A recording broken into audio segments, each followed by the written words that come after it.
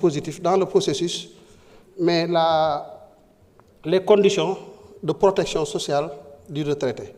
Donc, travail boobu c'est en cours. Inch'Allah, lorsqu'il sera suffisamment mature, il sera présenté effectivement à la représentation nationale.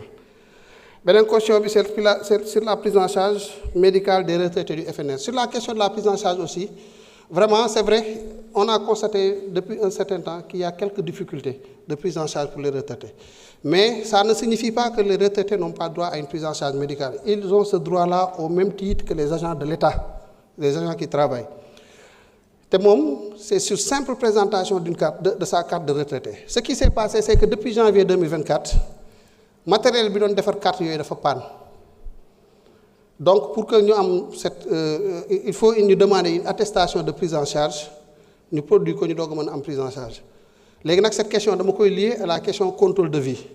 Parce que question contrôle de vie bi, c'est pour transcender définitivement cette problématique de production de cartes. Ñu ne léegi nañu xool. On va profiter de ce contexte-là pour faire le point sur la situation des retraités en termes d'effectifs, en termes de traitement, def benn audit. Wax nañ ko ci fonction publique. On va auditer les effectifs de la fonction publique. On va auditer la masse salariale au niveau de la fonction publique parce que nit ki li ngay fay da nga war a xam li ngay fay lan la. De la même façon, comme am na problème mu carte depuis janvier, on va faire un contrôle de vie. Profito waale ci xool situation retraités yi est-ce qu'ils sont bien traités defaral leen ci ay cartes yoo xam ne ce sera des cartes biométriques ñu collecter toutes les données ba pare cartes yooyu am une durée de vie beaucoup plus longue que les cartes yi nga xam ne moom la ñu yore et suñ defee loolu dina permettre dans la digitalisation de faciliter et d'améliorer la prise en charge des personnes retraitées loolu moom mooy situation bi te ñu ngi ciy jéem a travailler en relation avec tous les acteurs qui ont un rôle à jouer dans ce processus-là. Léegi nag sur le contrôle de vie, il se fera en 2 phases et nous garantissons que le processus va bien se dérouler. Moo tax ñuy préparer wu di xaar ba am un niveau de préparation suffisamment costaud doog a dem ci opération bi. 2 phases lay nekk. Am na ñoo xam ne c'est des cas urgents mooy ceux qui n'ont pas encore la carte de retraité du fait des équipements qui sont tombés en panne depuis janvier 2024. Ñooñu il faut une opération coup de poing. Ñu organiser seen enrôlement defar leen ay cartes yu bees bu ñooñu weesoo ñi nga xam ne amoon nañ ay cartes mais des anciennes cartes ñu jël leen dans ce processus là jël seen i données biométriques defar leen ay cartes yu bees comme ça ñu mën a effectivement am des cartes beaucoup plus viables qui leur garantissent un accès au service beaucoup plus performant.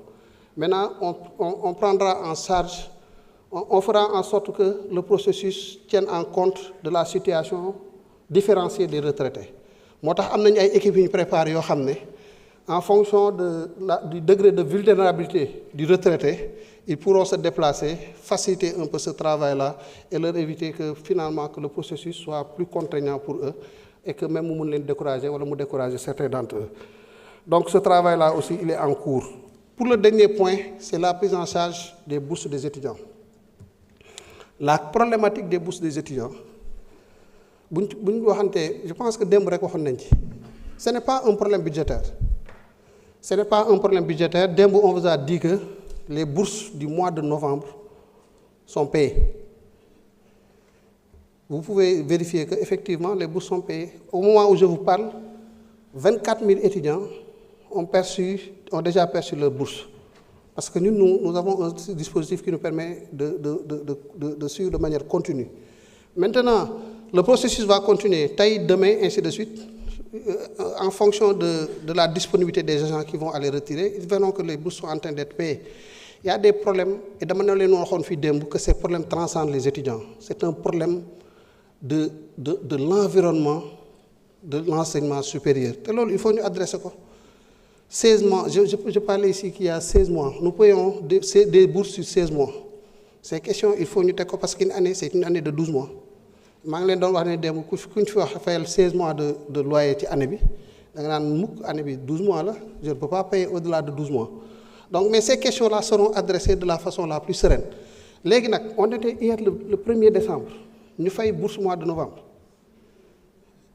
et pour 104 milliards les bourses de cette année-là on ne fait pas de comparaison pour dire que non les bourses dañu war a wàññi bourses yi wala déedéet quand on fait la comparaison c'est pour montrer les efforts que l'État est en train de consentir On a parlé de la Côte d'Ivoire. Côte d'Ivoire, nous avons un effectif fouf, population sénégalaise, population Côte d'Ivoire, donc, naturellement, la population estudiantine ivoirienne est beaucoup plus importante que la population estudiantine sénégalaise. Ils sont à moins de 40 milliards de bourses. Nous, nous en payons 104 milliards au moment où je vous parle. Il reste encore le mois de décembre. Donc, apprécions les efforts que nous consentons dans un contexte vraiment difficile. Mais ça ne signifie pas que les agents. Je disais ici hier que moi, je suis produit de l'enseignement supérieur. Man bourse moo tax ma agsi fi ma agsi ci bourse laa doon jëfandiku di lijjanti samay yi may fay ñu jàppandalal ma ko lool mais aussi ma ci daan jël taxi sax parce que moi j'étais inscrit en deux dama amoon deux formations su ma wàccee 18 heures su ma amutoon bourse du ma mun jël taxi pour dem université def fi samay TD après 18 heures donc ñun du nekk ñu ñoo xam ne ñooy taxaw fi naan bourse lii wala bourse lële. Le président de la République, Bassirou Diomaye Diakhar Faye, Ndiagañaaw la jóge Ndiagañaaw la jóge ses parents même suñ ko bëggoon je suis sûr que amuñu moyens yu ñu ko permettre mu def fii ay études yoo xam ne mën na ko permettre mu agsi fi mu agsi bourse moo ko jàppale ba mu agsi fi mu agsi le président Ousmane Sonko ñi fi nekk ñëpp kon ñun duñ fi ñëw di xarab bourse il faut que ce soit très clair. Mais en le faisant, de la même façon que nous avons dit ici que nous sommes en train d'auditer les effectifs de la fonction publique, ça commence la semaine prochaine. Le ministre l'a dit. Nous auditerons la masse salariale, parce que nous auditerons les universités, les CROUS, nous auditerons l'AIBD, nous auditerons tout ce qu'on pourra auditer. Parce que le moment est soit nous bëgg ñu dox jëm ci li koy jagal wala ñuy naxante après ngeen nga xam kan la ñuy fay salaire bu ñu jégul ci lii ci situation yi nii rappelez-vous de la période où on parlait d'ajustement structurel rappelez-vous de la période où on disait que non il faut faire des départs volontaires nit ñi ñëw dem ñu permettre leen ñu dem pourquoi parce que da ngay dem ba toll foo xam ne boo ko bëggee tam mënoo ko seen kër yi lu ngeen bëgg dundee fa lu neex lu ngeen bëgg ay ceebu ginaar ak i ceebu yàpp ak yooyu ak yeneen su ngeen amul seen poche lu leen ko defee du ngeen ko def lu ngeen bëgg seen njaboot yi nag je vous remercie. Je vous remercie, Monsieur le ministre. La discussion générale est close. Nous passons au vote des programmes du projet de budget. Monsieur le rapporteur général, vous avez la parole.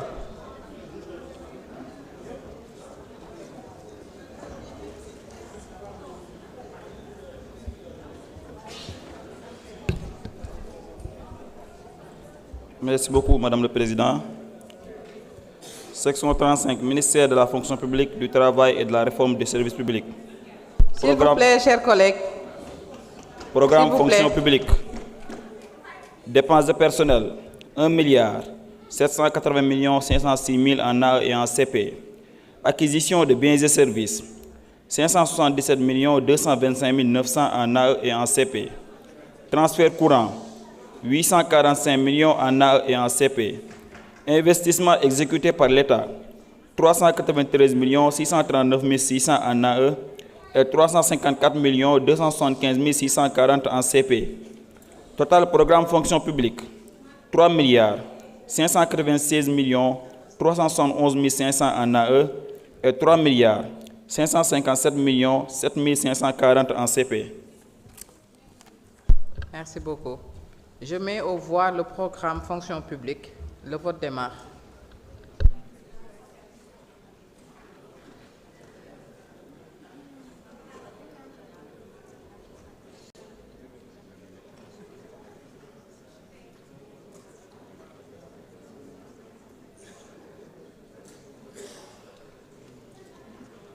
C'est bon.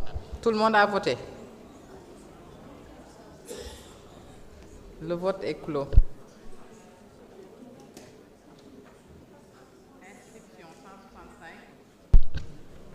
Inscription 165, votant 131 personnes, pour 131 personnes, dont 11 délégations de vote, pour 123, contre 3, abstention 5. L'Assemblée a adopté. Monsieur le rapporteur général.